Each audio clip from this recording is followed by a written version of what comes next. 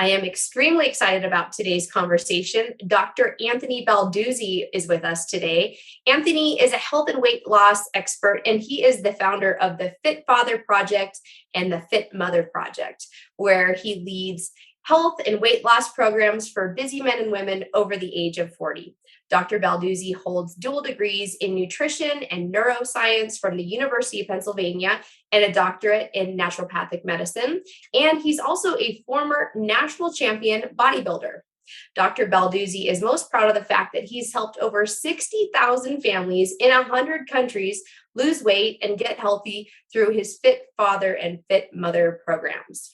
However, we're not going to talk about weight loss today. We are going to talk about a topic that might be, controversial for some, but we're going to dispel all of the myths around everything related to EMFs. EMFs are a particular passion for Anthony to help people understand how to take back control over their health, how to protect their health, and how to protect their families from toxic, dangerous EMFs. So Anthony, welcome to C60 Health Connections. Thanks so much for joining me today. I really appreciate your time. I am so happy to be here, and I love this topic so much. And I think it's actually one of the most important health topics that not enough people are talking about is the influence of these electromagnetic fields, which we'll call EMFs for the purpose of this conversation, but also referred to as electromagnetic radiation, EMR, also a great term. And just to dive into the effects of human health. And my promise is that you stick in this conversation, you're going to have a better understanding of how the body works, how this electromagnetic radiation and fields affect our mitochondria, and some practical stuff that we can do to protect ourselves and our families, especially as we're moving into an ever-increasing electrified world with the rollout of big telecom, low-flying satellites, all this stuff. It is around us, it is happening, and we'll deep dive to it today. Awesome. Well, thank you. Let's start out with just defining what are EMFs, what are EMR. Maybe you could just break it down and, let's just assume that nobody here has ever even heard about this before. For sure. And I think this is a really important place to start. And I guess it kind of is going to go back to a little bit of what we may have learned and forgotten from like old high school physics is we hear that everything is energy. And a lot of us have this intuitive concept that is, and we're experiencing energy all around us. Like when we see visible light, we're seeing light reflected off objects. So the plant looks green because it's reflecting that green light into our eyes and we perceive it that way. We also know that there's radio waves that are carrying information in long loopy waves. We also know we can use microwaves to heat up our food. When we break a bone, we can get an X-ray, which is a higher frequency type of energy that can effectively be used to image things medically. And then when we hear about these nuclear fallout situations like Chernobyl blows up, we know that there's radioactive gamma rays. And all this stuff is on one electromagnetic spectrum. We can only see a tiny fraction of it, but these are basically waves that are moving in a particular kind of frequency. Low frequency waves, like loopy waves, like radio waves, can have a wavelength as long as 100 feet. So that's very long. Think about how loopy that is, like 100 feet. And these are the types of long loopy waves that can penetrate deep. They can travel far distances. And we started to use things like radio waves around World War I in the around the 1920s, because we want to figure out how we can communicate long distance for the war efforts at the time. But we also know that there are very high frequency waves that cause ionizing damage. And ionizing is a process of basically creating free radicals and taking things like DNA that is so precious and it can cause damage to it. So when we hear, don't go out into the sun, there's a UV radiation that's ionizing. Well, this creates distinct damage on DNA and tissues. And we know the basis of basically getting older as well as cancer processes is typically mediated by damage to the DNA, damage to repair mechanisms, and then things start going haywire. So we want to limit this kind of damage.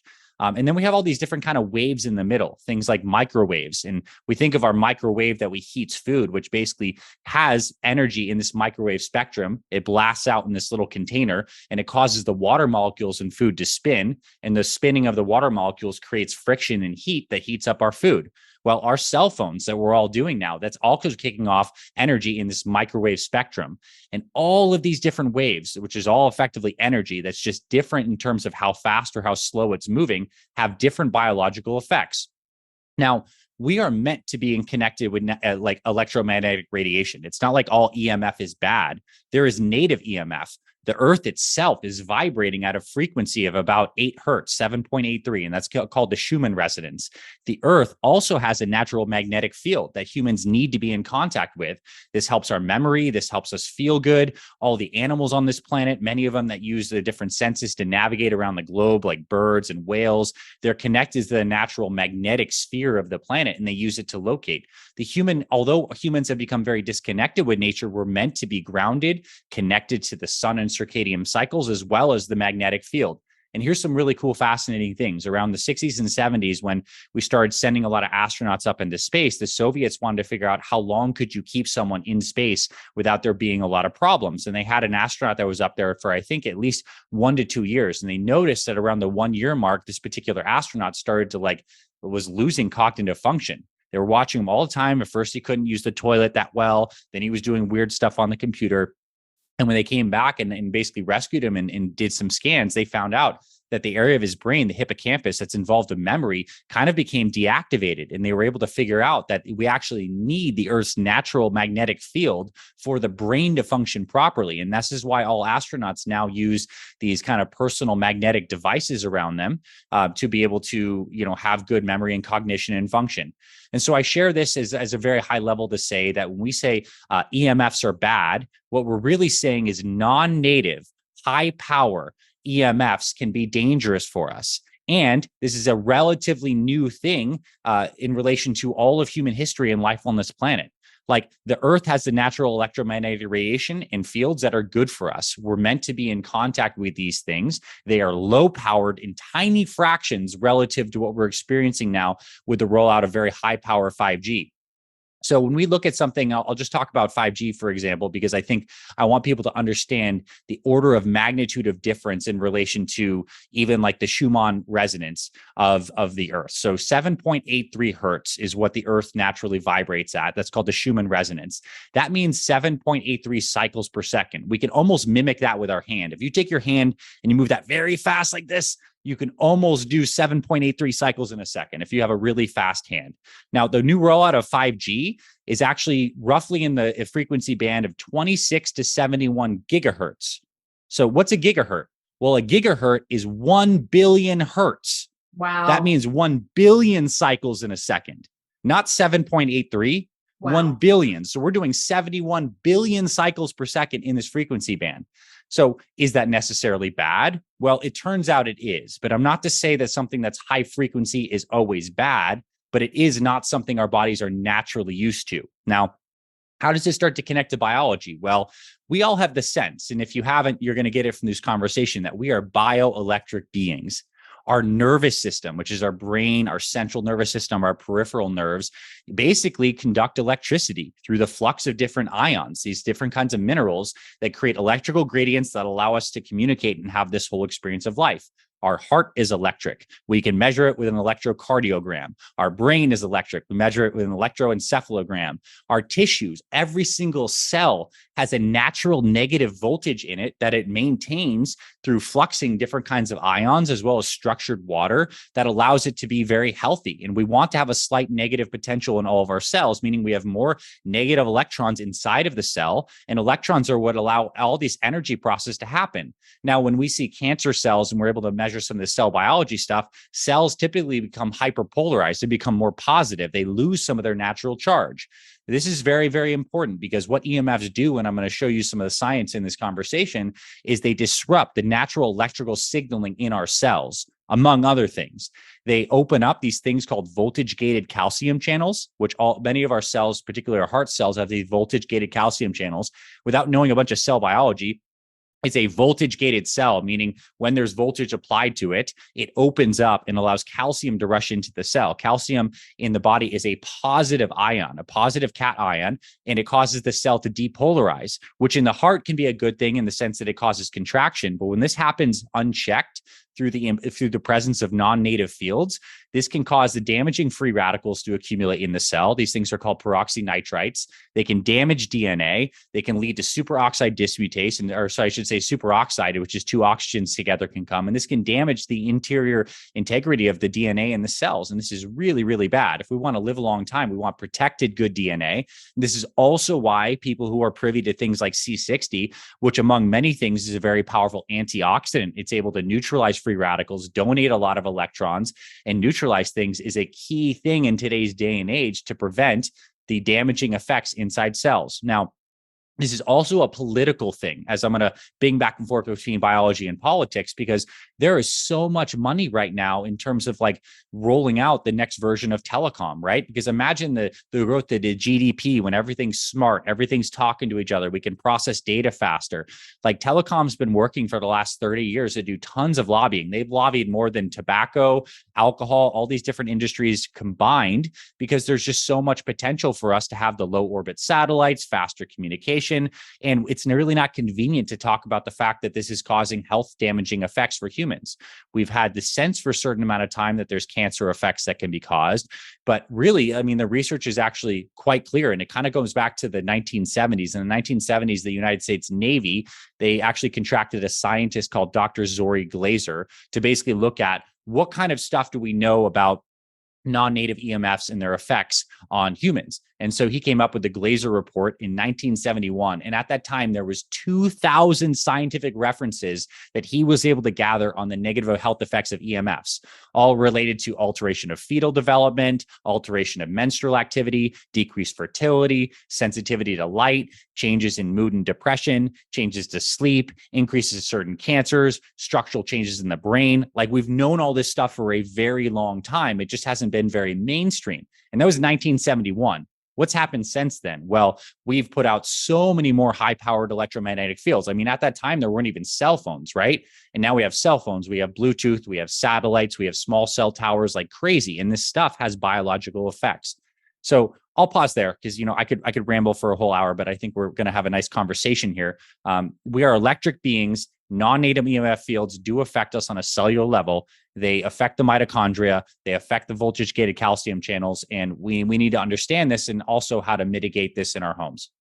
Well, I so appreciate your passion and your wealth of knowledge on this topic, because that's exactly what we need more of. Okay, so I just want to take one quick step back. Yeah. So just so we can all get on the same page. So EMFs, electromagnetic fields, or frequencies? Yeah, they can be frequencies, but they also can be expressed and seen as fields. But we'll use the word electromagnetic frequencies, and there's electric and magnetic fields. These are two different kinds of things, but they're highly, highly related.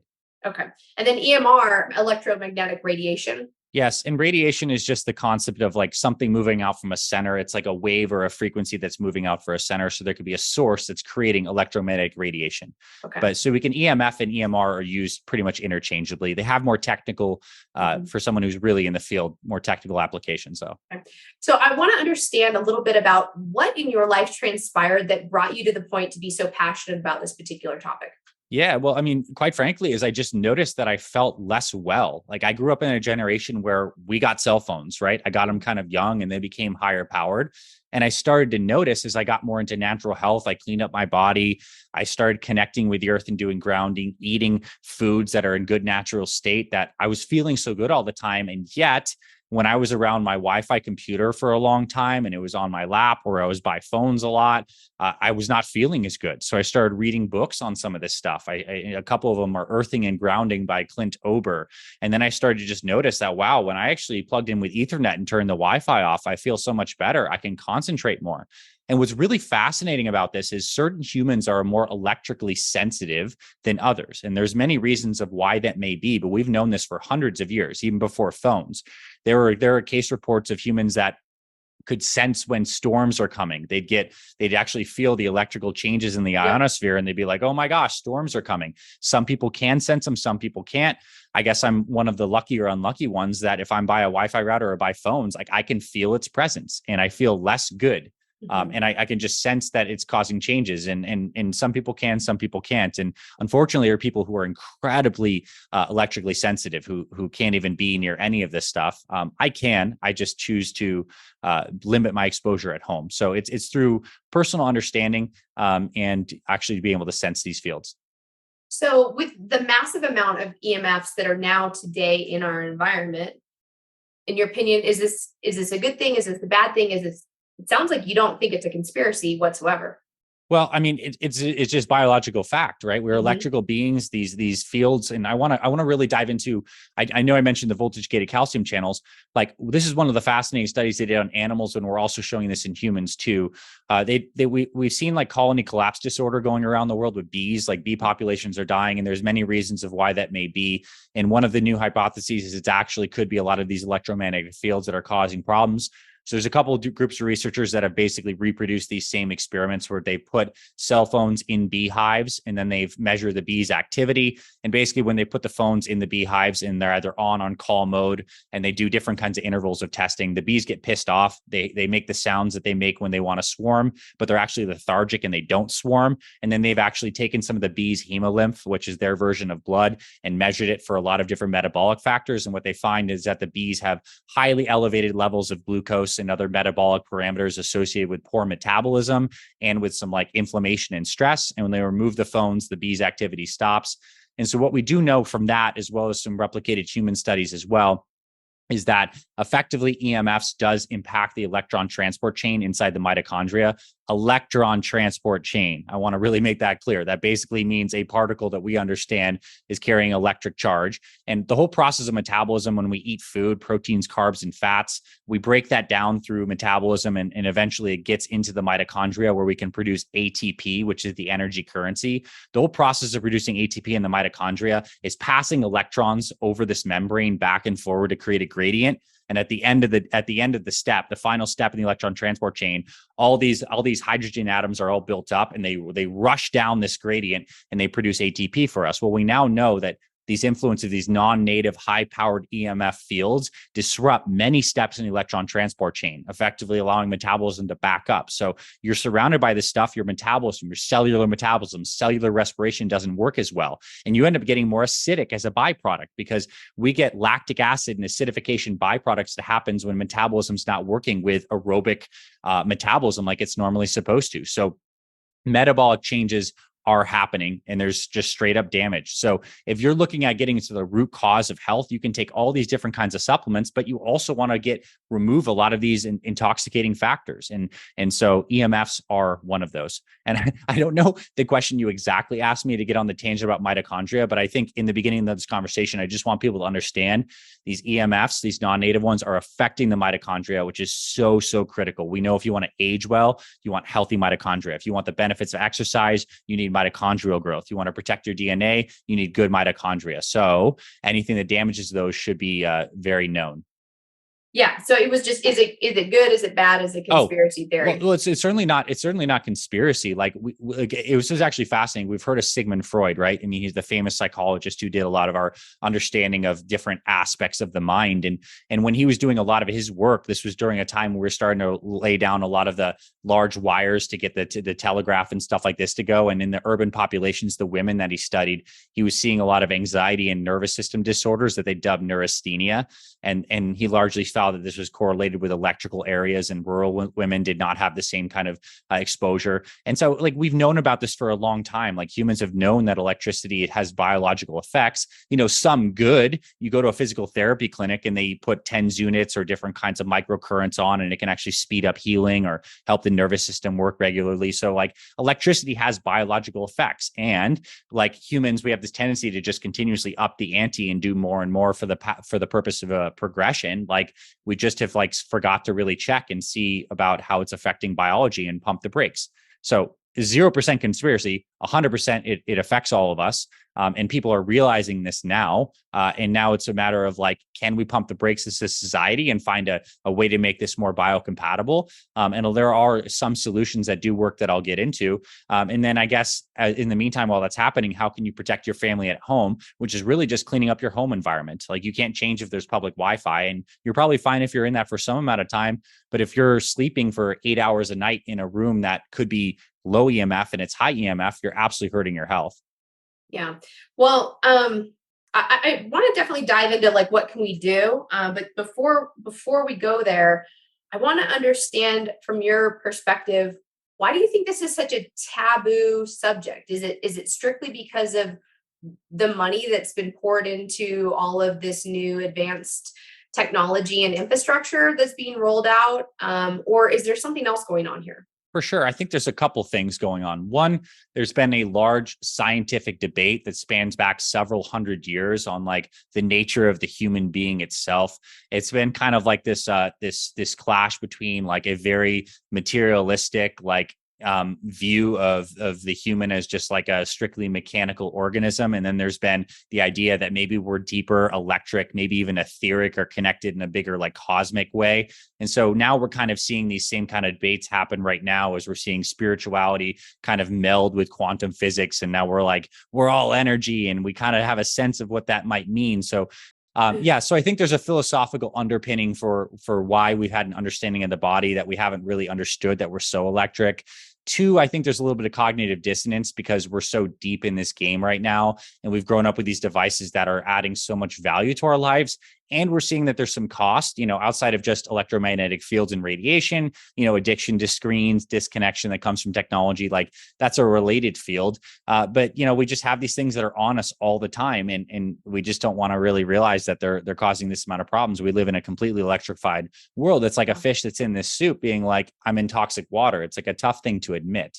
Right. Yeah. So it's like, when, COVID and the pandemic happened and everyone started working from home, and then people realized, wow, I don't necessarily have to be in an office. I can work anywhere as long as I have a laptop and my cell phone. Employers, allowed people just to do that. And now they're having a very hard time getting people to come back to the office. For sure. But I think that your point about as a society, we're addicted to this technology because it's convenient, because our brain needs those dopamine hits from all the swiping everyone's doing all the time. So I think it's when you start to peel back and unwind and understand the potential damage that could be done, it takes a lot of personal responsibility and I think courage to make these changes. Because if you're one person in your house, but there's multiple people in the house and not everybody wants to get on board with it, it's gonna create some friction. And wherever you go, you're gonna have to think about it. I'll give you an example. We were just on a vacation. We went to a really nice lake spot in the Northwest, and we rented an Airbnb, and I got a message from the Airbnb owner because she was like, oh, hey, the video camera outside's unplugged. Well, like, is the internet off? And I was like, yeah, I unplugged the router, which was in the bedroom. That wasn't going to work for me. Like I'm not going to sleep with a router on in the bedroom. That's awesome. Yeah. I mean, I'm glad you know that too. And it's certainly like, as we'll get into with mitigation in a little bit, because I definitely want to still get into this kind of background stuff. It's really interesting. Is proximity is one of the big things, right? Like you can have Wi-Fi in your house, but there's a difference between if it's right next to your bed or right next to your kid's room. And if it's further away, this whole proximity effect is a big thing where you can be in this stuff and just hopefully not exactly near it. And then I'll say the other thing is like, we must look back in history and see the things that we're so confident in, like smoking didn't cause any problems like 50 years ago. People were smoking and it was no big deal. And it took a long time even for us to admit that that was a problem.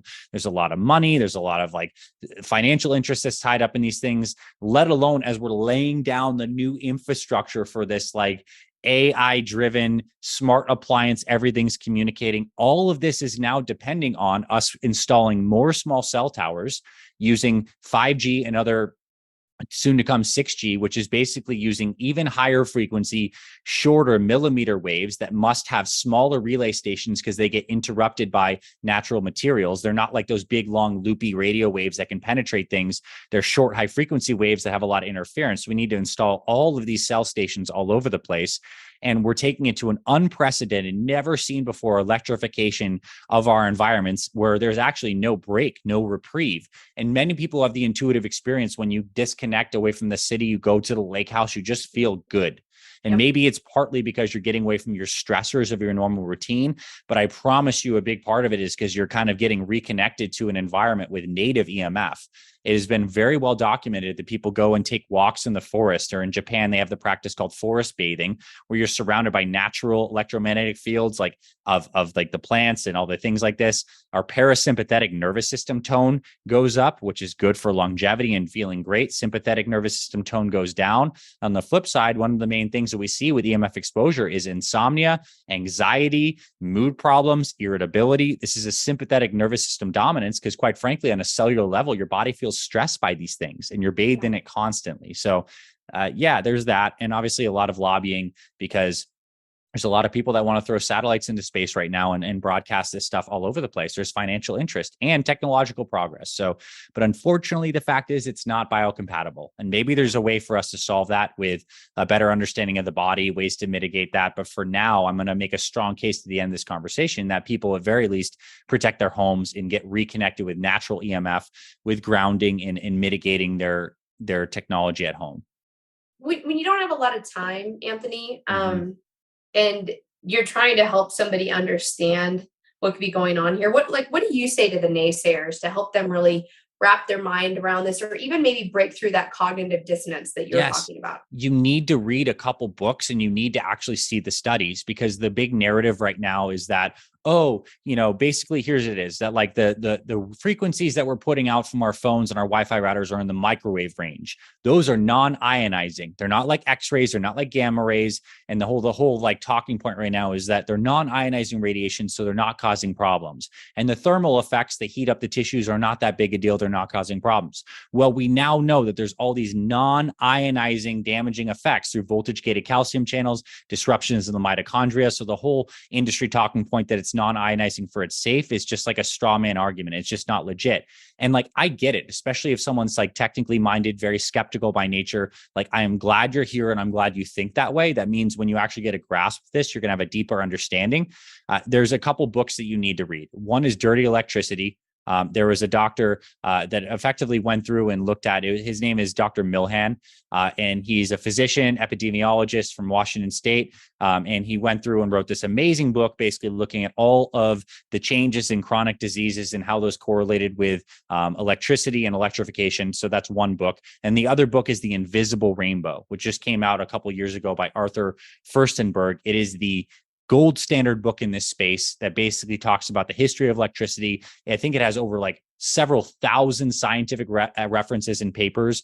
So the whole idea that there is no science behind this. I mentioned the Dr. Zori Glaser report from 1971 with 2,000 studies. There are over 30,000 published studies right now on the health damaging effects of EMFs. They're from the United States, from Russia. And another website that's worth looking at is bioinitiative.org, bioinitiative.org. And if you go to bioinitiative.org/conclusions, you can see the report summarizing 1,800 studies showing that EMFs damage the DNA, impair fertility in men and women, impact fetal development, damage brain function. Like, all the science is there. It's just not becoming public. And I think what we realize, and I'm not trying to get super political about what we all experienced throughout 2020 through now, is that there are oftentimes narratives that are pushed out in the mainstream that are biased, that have motivations behind them, and they're not like presenting everything. And honestly, it's very easy to get shamed by thinking things are not a certain way. So I'm just saying, like, take your time if you're skeptical and read some of these papers. In fact,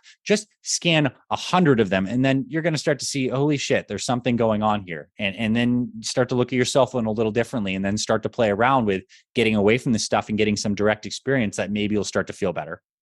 So one of the things that really concerns me is just the rampant usage of these AirPod earbuds. For sure. And so many people use them because they're convenient. So if they're going on a jog, they think that that's great. They can move 100%. Their arms or whatever. But people wear them throughout the day, throughout their work day. And so can you talk to us specifically about the harm and like what's happening with those earpods when they're not connected to a wire and your brain is just receiving those signals right through your brain all day long, every single day. For sure. So the wireless technology, the AirPods work off as Bluetooth, right? Which is effectively communicating wirelessly between your phone, sending data to the AirPods.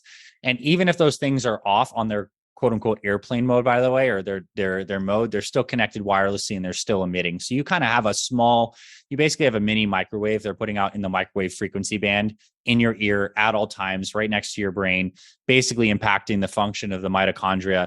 And there is a distance effect, right? So I don't know if it's affecting like the deep, how much it penetrates exactly into the brain tissue, but certainly in your temporal and parietal lobes, right near where your ears are, those tissues are getting irradiated with microwaves. And that's probably going to lead to, what you might experience is a little bit of anxiety. You could experience headaches. You could experience insomnia, but you're definitely to a certain extent damaging the mitochondrial function of those key brain tissues. Man, I mean, I have not used wireless headphones for 20 years for that reason. And I wouldn't personally have a Bluetooth device like that on my head. A smartwatch on your wrist is better. Like, I still personally wouldn't wear them. And as you can imagine from my passion here is I'm not using wireless stuff because I know how bad it is. But if someone were to have an Apple Watch, like it's locally irradiating a structure in the wrist, which your blood does pass through. So that's something, but it's not nearly as bad as having it right in your vital brain tissue, which we know there's so much direct damage there. Like the bones and the tendons are a lot, there, but there have been a lot of people that have found that they often get weird numb nerve and tingling sensations when they wear these wireless devices for a long time, and they feel weakness, nerve issues, nerve tingling, and when they take those things off, that goes away. All right, it is. So let's dive into what people can do, because I know you've got a tremendous amount of practical solutions because you work with moms and dads every single day, helping them to be more fit. So can we kind of dive into kind of best practices for scanning your home environment and cleaning up your home environment first, where you and your family spend the most amount of time? Sure. And to do that, I'm gonna step behind me and I'm gonna grab two things for the purpose of this discussion. It'll take me one moment. Sure. So what I wanted to grab is, and if someone's listening to audio, you can just hear this and you don't have to necessarily see this, but I grabbed an acoustimeter, which is a measuring device of EMFs. So this is one from EM Fields acoustimeter. This one's actually a pretty nice one. It's a couple $100 and it measures both the peak and the average amount of power of EMFs in a pretty large frequency band that's going to pick up a lot of the common stuff. It's RF meter model AM10. I think it's a good idea if you're actually interested in this. And if you can tell from my passion and my research that there's a strong case to explore, that you get some kind of measuring device so you can go throughout your home and start to literally see what's kicking off radiation. I want you to go by your Wi-Fi router, turn it on, and then to see what's it like when I'm 1 foot away. What's it like when I'm 10 feet away? What's my bedroom like? Turn on the microwave. You'll see that the door does not, this thing can detect it like a long ways away. Like you start to get a sense of like pegging some amount of data and power levels to have a sense. And I'll tell you this, once you do that, it makes the invisible visible. And I think that's an important play for many people because we can't see it. We have this bias only to believe that things are happening that we can actually see. Remember, we are existing in electromagnetic soup, radio waves, microwaves, all these different kinds of waves. These are happening. Even if we can't detect them with our senses, they're happening. Also, I think that your main exposure source is going to be your phone. And it's a very good idea to see how your phone kicks off different amounts of electromagnetic radiation, whether it's on airplane mode or not, whether it's next to you or 5 feet away. And also, I think another place to really measure is your bedroom. Like you can't always control where all the EM fields are when you're out at a coffee shop, airport, wherever, but like you can make sure that your bedroom itself is in a good low EMF environment. If you do that, that could be a third of your life that's better protected. I mean, just think about the stack and the gains there. So I think measuring is a really good first step. Now, if you don't measure and you can just take my word for it, here's some trends that you will find once you do measure. There is a serious proximity effect with these things, particularly with our cell phones. Like if you're holding your cell phone within 1 foot of you, that's kind of in front of you and you're scrolling on a feed of some kind of thing and it's like a foot away, like let's just call that you're getting exposed at power level 100%. Like that's high. It'd be even worse if it was on your head, but in your close sphere. If that phone was even like 5 feet away from you, you might only be exposed at like 20 or 30% of that level of it being right on you. So that's something to consider. Like if you're someone has working at an office or a desk, if you can even put your phone, even if it's not on airplane mode, if you put the phone like 5 feet away from you on a table, you can still hear it or whatever, but it's really not next to you. You've probably reduced your exposure by over 50% just there. There's a proximity effect of these things. When your phone is pulling more data, because you're not connected to Wi-Fi, you're doing streaming or stuff like that, or playing videos, it's going to have a higher electromagnetic output. And these phones are our biggest exposures. Like I've gone around and I'm the crazy guy that's literally taken the meter and measured all the small cell towers we see around us and to see the exposure. The new iPhones that are 5G enabled and that are hooked up sometimes kick out like 10 times more than even some of those gigantic multi-feet small cell towers. So like, it's not just that that's a huge tower and that's crazy. Like these things have high power capacity to kick this off. And let alone if you're sticking this in your pocket all the time, like irradiating your genitals, let alone your whole body. In your bra, brutal. Like sticking it in your yoga pants, guys wearing it in their back pocket. Totally. Right next to your genitals. Like this is crazy. And we have fertility issues right now. And I'm certainly not saying this is the only reason, but I absolutely know it's a contributing factor, right? We know we have a lot of pesticides, we have environmental chemicals that are hormone disruptors, but we also know this stuff does massively damage the eggs and the sperm. And we're keeping these things by our vital sexual organs, like at all times. Yeah. They call it a laptop, which is like a terrible thing. Like you should not put that thing on your lap. Like, and it should be like, I mean, I'm recording this right now with you on a laptop, but it is plugged into Ethernet. It is out in front of me. And so if you can hardwire your computer, you're going to get better internet, period. But if you have the ability at home to run a long cable to your router, that's highly recommended. And again, not just putting it right on your body. It's not something that you want to have on your system at all times. Yeah. And so, yeah, I'd say like the proximity is huge to understand that. Airplane mode is good, right? Airplane mode cuts down on, I'd say like about 50% of the 50% or more of maybe even more than that, a substantial amount, but it doesn't completely cut down all the exposure. Like you'll still get more than a lot of these studies ever said you should if you have it on airplane mode and it's near you. So I think it's about not like eliminating exposure, but like mitigating and small things that you can do. If you want to get really fancy, they have like really cool things like different like Faraday bags. And now we're getting into like the deep thing. But here's an example of a silver lined bag that you can put any kind of mobile device in. This one's from a company, EMF Rocks. They're awesome. Justin, their CEO, is super passionate about this. And you can put a phone in a bag. You can still hear it. But this thing, basically, if the phone is in this bag and this thing is sealed, like it won't be actually receiving much. That's kind of the catch-22 of these things, but it also won't transmit. And you could still hear an alarm off of this. What I would say is get your phone out of your bedroom. And if you have a lot of these wireless things in your bedroom, like don't do that. Like don't have a wireless alarm clock near you. Don't have a phone right on your nightstand. Even if it's like in your bathroom or right outside and you can still hear your alarm, you can still hear your kids call or a message. Like it's so much better than having it right near you. And then the other important aspect outside of like mitigating your phones is to actually ground and reconnect. Like it is important for us. The human mechanism is actually designed to be in contact with the earth. If you want to get deep into this, then you can look up earthing or grounding. There's a great book by Clint Ober. One of the main things that we find when the body is earthed is one, we heal faster and get greater recovery times. A lot of advanced cyclists and Tour de France people, they experimented with them actually grounding during the stages of the Tour de France, and they found that they healed a lot faster, wounds healed faster. And one of the reasons for this is our blood cells, our red blood cells, these vital little cells that effectively carry all of our oxygen, which is involved with the mitochondria and all those electrons to create ATP. Our blood cells, when exposed to non-native EMF and electricity, it clumps up into these things that are called rouleau formations. So normally blood cells are supposed to be flowing nice and open, kind of like being around each other, but not clumped up. When we're exposed to non-native EMF, they clump up. And we're seeing also a lot of things happening where a lot of people are having clotting issues right now. Well, getting earthing and grounding allows those blood cells not to stick to each other and to be open, which means they're flowing better. When we have more blood flow and more oxygen, we have more vitality. So your red blood cells depend, their health depends on us being properly grounded with the Earth's natural electromagnetic fields. And what antioxidants do, like C60, is donate electrons. One of the mechanisms for doing that is donating electrons. Well, guess what? This Earth is a metal sphere all the metals in the crust that get struck by lightning millions of times throughout the day, and it has a subtle negative electric charge.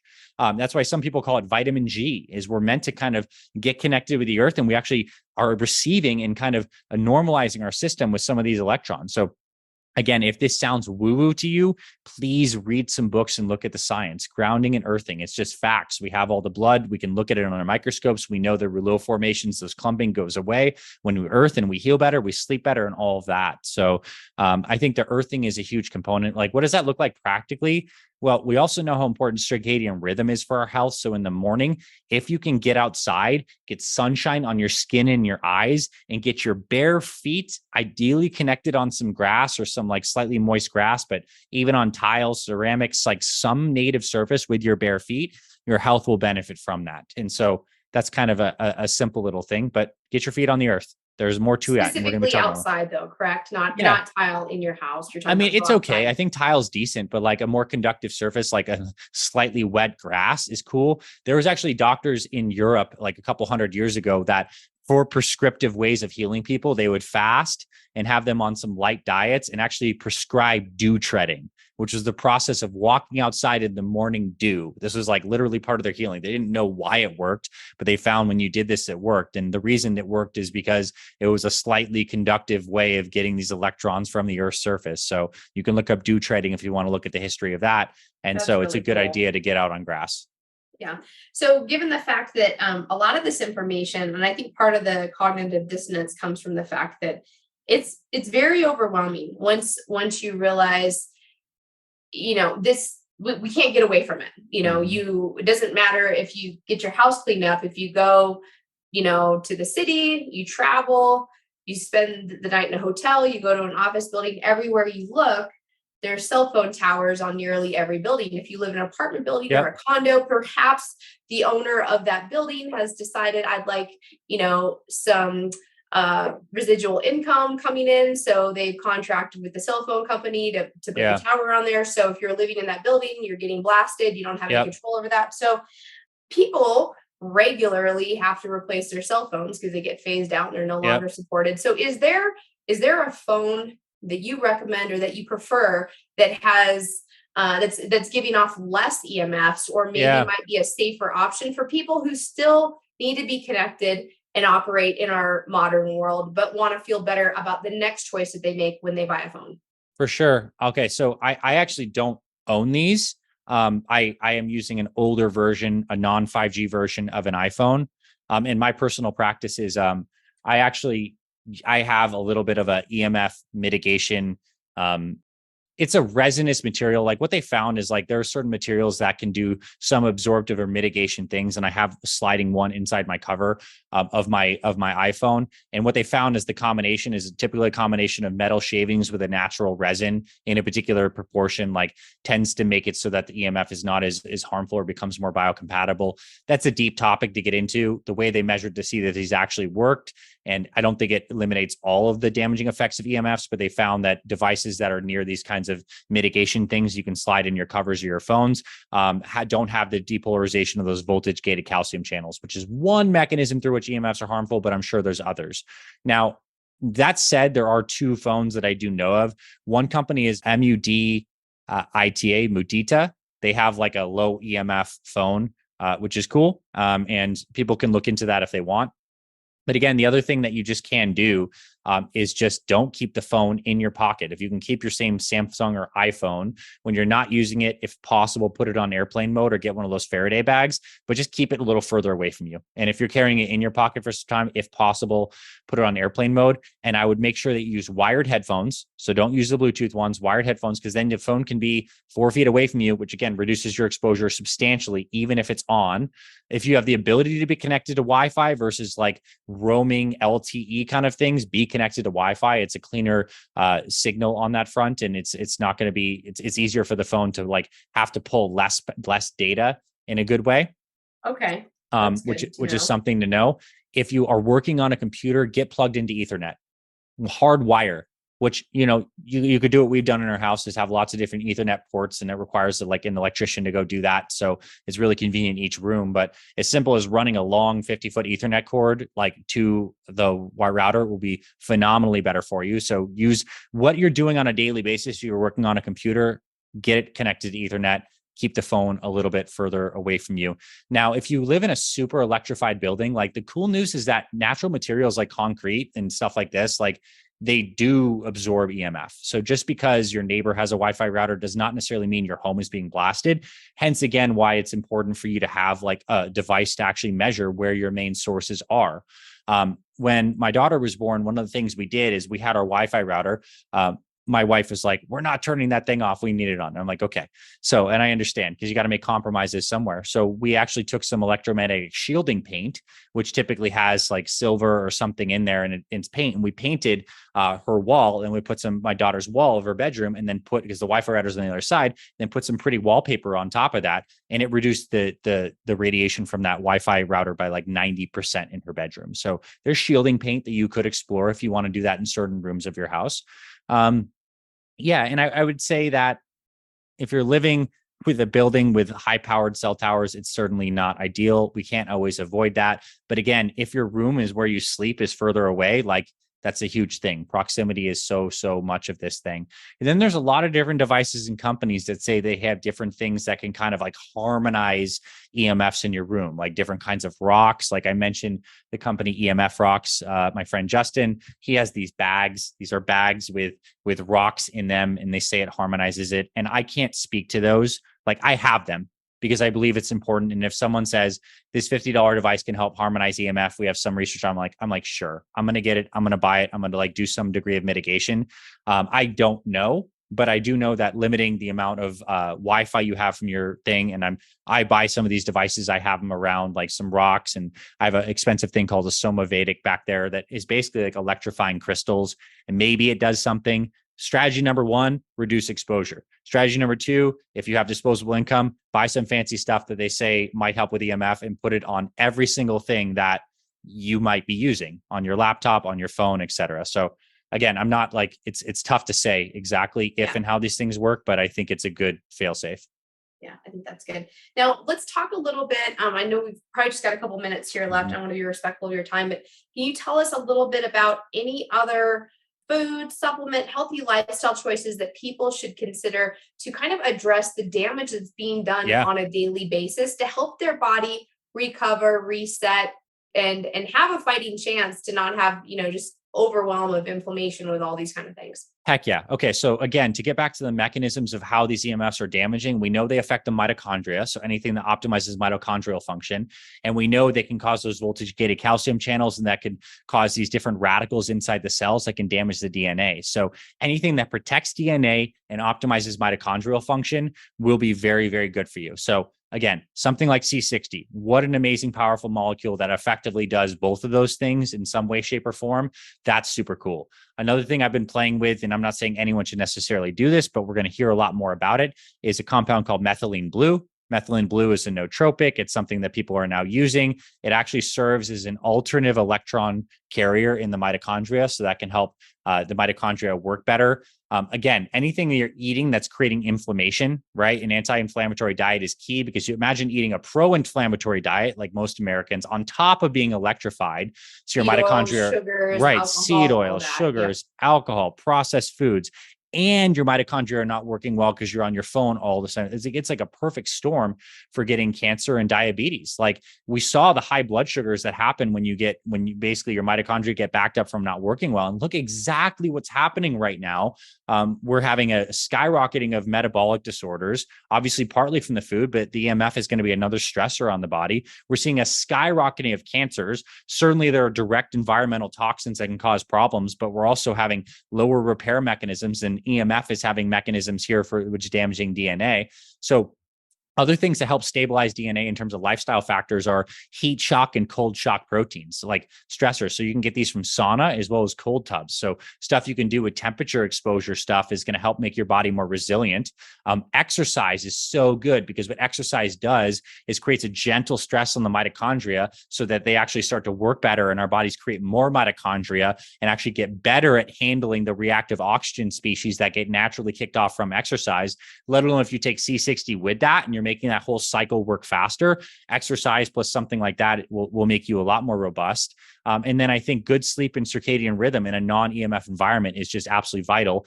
And finally, I know it took me a while to get to this, is good, high quality, clean water. One thing that we do know is EMF, and I'm getting more into my understanding of this, but structured water is important. And that's a whole topic of what that actually looks like. But there's a book called The Fourth Phase of Water, if you really want to understand this, by Gerald Pollack. It's a fascinating book, basically saying that water has a fourth phase, like a gel phase, that basically our bodies and our arteries and all of our key tissues have this gel phase water. EMF disrupts the natural fourth phase gel lattice that has bad biological effects. So if you can be drinking high quality mineralized water and possibly have a device that structures your water for you, you're going to have a lot more mitigation from the EMFs. And many people believe, who are experts in this EMF field, that one of the main mechanisms is EMFs damage us through a low grade cellular dehydration as well. So the water component is massive. And I think we're going to realize that we knew so much less about water than we thought we did over the next 10, 20 years in science. It's not as simple as just H2O. It's kind of like a part of our battery system in our cells. I just want to say preach. Yeah, I love Yeah. it.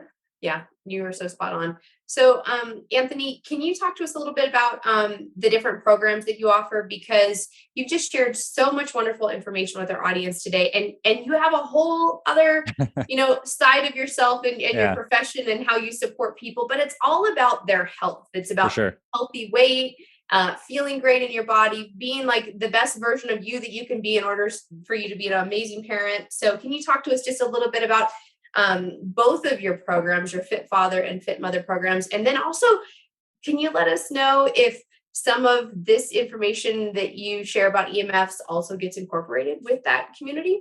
For sure. Yeah. Well, I mean, it's so cool that we got to dive deep into something like EMFs. And as you can see, it fits into a whole holistic approach to your health. Like, you got to be eating right. You got to be moving right. You got to be able to stay consistent over the long haul with this healthy lifestyle and all of that. And so what I do with Fit Father and Fit Mother Project is help busy parents, particularly those over 40 who want to live a long, healthy life, reach a goal weight and all of that, establish those fundamental health routines around eating, exercise, mindset, sleep, nutrition, all of that. And so we have programs, our Fit Father program, Fit Mother program. As I mentioned, we've had, tens and tens of thousands of people all over the world go through these programs and get great results. And the websites for those are fitfatherproject.com and fitmotherproject.com. You can go right to theirs and see our programs and as well as the results. And we have amazing YouTube channels too that I recommend if you want to get more into not just EMFs, but what do I think about nutrition, the right kind of diet, exercise, workouts that are good for people over 40. All of that's on our YouTube channel. So I recommend you check that out. We're going to pop up your link right here, so everyone on this who's watching this can subscribe. Yeah, because this is like, the EMF is something we can certainly go down a rabbit hole, and it can feel like fearful. But again, like, it's not that we can avoid these things, just like we can't avoid all the environmental toxicants that are out there. We can make ourselves more resilient though, and we can do things to mitigate. So my programs help people to become more resilient and consistent with their health and fitness and reach incredible health and shape over 40. And also the communities are just so cool, like to have that many like-minded people who are parents who want to be healthy on the Fit Father and Fit Mother side. It's a really inspiring place to hang out. So yes, this information on EMFs does get incorporated. Like, I do presentations for this, but I'd say it's like a fraction of what we do over there. Most of it is just your general well-being optimization, health, fitness, weight loss, and muscle building. But this is obviously as fundamental as many of these things in overall lifestyle. And I truly appreciate the opportunity to come in here and like passionately rant about this stuff. You asked such wonderful questions, and I hope people got a primer of what's possible. And Also, I'll say this is like, I did create and share a deep dive presentation that I shared with you. And I'm happy for you to even share that out for people who listen to this specifically, if they want to hear me talk about this in depth for a full hour on a recording and stuff like that. Awesome. So you don't mind if I share that link in our show notes? Yeah, you go ahead and do that. Okay, that's awesome. And then tell us again really quick, what's the name of your YouTube channel or channels? And we'll pop them up right here. Yeah, so you can find us at Fit Father Project on YouTube or Fit Mother Project on YouTube. And I think it's just like youtube.com/C/Fit Father Project. But just type in Fit Father Project or Fit Mother Project. We're like all over the place. We have over like 500 plus videos and lots of good stuff. Anthony's content is amazing. So I highly recommend you check it out. Anthony, thank you so much for your time today. I learned so much. It's such a fun conversation. I'd love to have you back again in the future and continue our deep dive and our discovery. Do you have any parting words of wisdom or encouragement for people who might feel overwhelmed by this information? But our intent, your intent, my intent is really for people to be empowered with this information and understand that they have choices that they can make to protect their health and to take responsibility for their health in spite of what the world is doing. For sure. I think it's the age-old quote that knowledge is power. And I think there is truth in that, right? We must first know what's happening, and then we make the choice. And I think the choice is, we must also understand that our bodies, designed in creation with natural law, are meant to be connected to natural sources of EMF. And so, insofar as it's capable, we have the power to make small changes and mitigations with our family and our life that can help keep us healthy. And like, we're all in this together, right? We are in this, experience of having, more EMFs in our environment. Yet there are also some things we can do that we shared about today that we can do to protect ourselves and to become more resilient. And our bodies, as we take care of ourselves, when we have greater health in turn, are more resilient to all of this, right? So the person eating McDonald's, not exercising, not taking C60 is going to get wrecked by this stuff. Whereas if you are doing these other good factors and you're focusing on the stuff you can do to keep yourself healthy, as well as creating a healthier home. Look, you don't have to fix the world, but you can certainly make your own little home dwelling a lower EMF environment. And again, if I can say one thing, if you can keep your phone a little further away from you, and you can make sure that your bedroom and your kids' bedrooms are safe and healthy and low EMF, like, you just did half of it right there. And then you do your exercise, all your supplementation, and you're so far along. So small changes, big gains. Yeah. And toss out those ear pods. Yeah. Oh, that's true. Yeah. The wireless ear pods got to go. That sounds good. Thank you so much, Anthony. Really appreciate speaking with you today. Have a wonderful rest of your day. Thank you. The pleasure was mine.